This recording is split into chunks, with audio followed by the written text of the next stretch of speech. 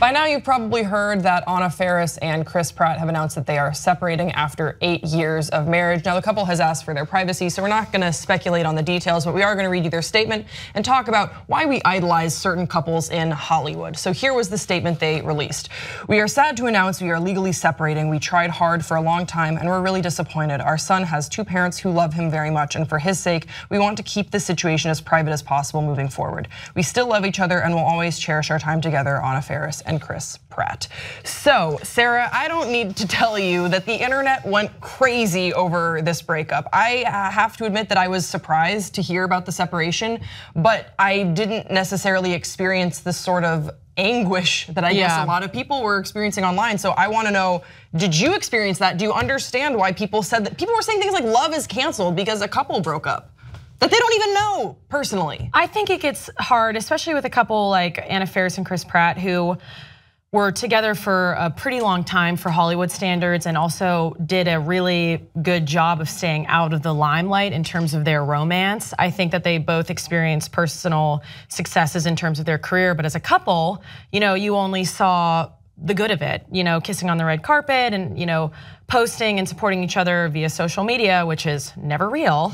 But yeah, I mean, it was sad just because, any person who's gone through breakup knows how hard that is, and then magnify that by 10,000. It's like everybody's looking at you, everybody's watching you, everybody wants to know what happened, what went wrong.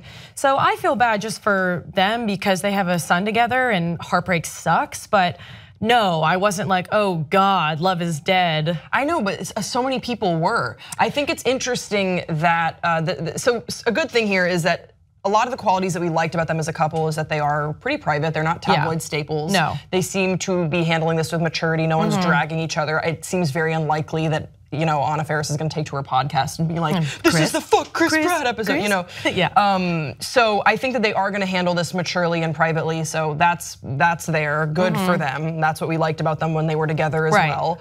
But I'm just, how do we choose what couples are idolized in Hollywood? Like, what is that standard? Why? I think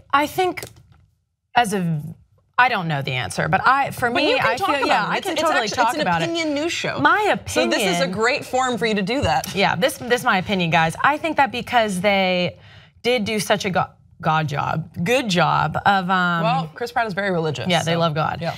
But they did such a good job of normalizing celebrity romances that I think that made everybody fall in love with them a little bit more. So it was kind of the hope in the inside of like, hey, these people are just people like us kind of thing, that mentality behind it. Because there wasn't like, extravagant cars or, I think that there is, I think you are kind of hitting on something here where we wanna see the girl and boy next door. Are you happy that I hitting agree on with you? something? Yeah. Gotcha. We wanna see the girl and boy next door become really successful and have this wholesome, beautiful life. And a lot of people saw that in Anna Faris and Chris Pratt. Whereas A-Rod and J-Lo, it's a little harder to relate to because they have been famous and very wealthy for so long. And their wealth is a little bit a part of their brand. And that's okay, that's neither here nor there. But it seemed like this was a couple that lived out of the limelight. They were Seattle Seahawks fans. He loved fishing. It's all very incredibly relatable. Yeah. And those are the couples that we build up, but you don't hear about, they grew up down from the street from each other.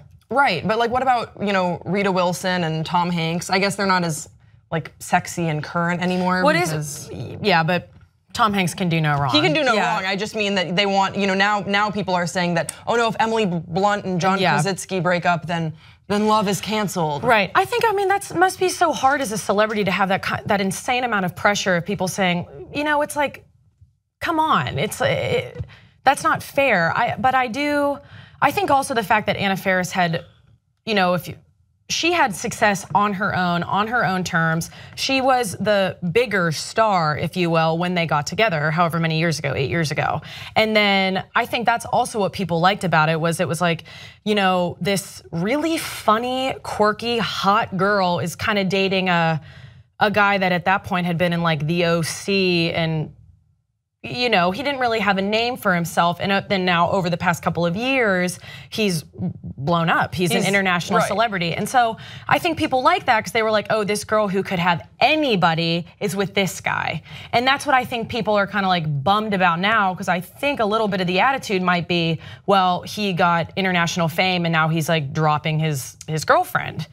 And I don't think that. I'm just saying from reading articles, that's sort of the impression I'm getting. And it's also unfortunate that was the narrative that was almost immediately released. When I saw Twitter and I saw that they had announced their separation, a tweet, like 3 tweets up from that, the news had just broken, was someone saying, how long do you think until they mention Jennifer Lawrence as a potential cause for the separation? And it wasn't long. Someone said that, like, how long do you think before media does that? And yeah, and actually not before long, people were citing this, some interview that Anna Faris had said that yes, when Chris Pratt shot Passengers with Jennifer Lawrence, that it's not even worth mentioning. Yeah, no, it's like not even worth getting into because it's so irrelevant to. Well, it's just unfair that the media feels like they have to pinpoint another person for the cause of a breakup, because it could be a number of things, and it probably has nothing to do with Jennifer Lawrence, who is